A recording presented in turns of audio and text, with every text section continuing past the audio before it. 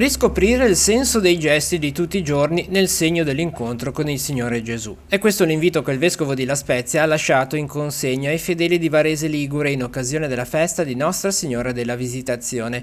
Monsignor Palletti ha affidato il messaggio anche ai giovani che durante la Santa Messa solenne del mattino hanno ricevuto il sacramento della confermazione, momento che ha impreziosito ancora di più la festa della comunità della Val di Vara. È il Signore che viene incontro a noi, Maria diventa un segno tangibile per Elisabetta. Elisabetta sa cogliere questo segno.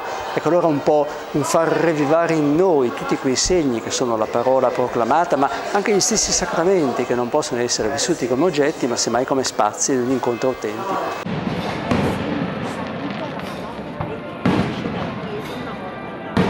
Una festa proseguita poi in serata con la processione che ha attraversato le vie del paese con l'Arca della Madonna accompagnata dai crocifissi delle confraternite.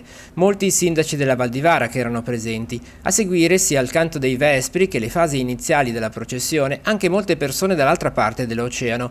Quest'anno, grazie alla tecnologia, il legame tra i varesini locali e quelli oltreoceano si è rinsaldato attraverso la diretta streaming che è stata proiettata all'interno della chiesa dei Santi Pietro e Paolo a San Francisco in California. Il 2024 è stato designato come l'anno del turismo delle radici e la diretta dell'evento ha rappresentato una delle iniziative chiave per promuovere questo tema. This festivity of the Madonna della Visitazione deals with una festa che per la nostra comunità è fondamentale perché insomma è un po' il sunto di tutte le feste, si svolge in più giorni, fuochi d'artificio. Abbiamo voluto utilizzare la tecnologia ormai per avvicinare soprattutto gli avi dei varesini che sono emigrati. Abbiamo una notevole comunità a San Francisco.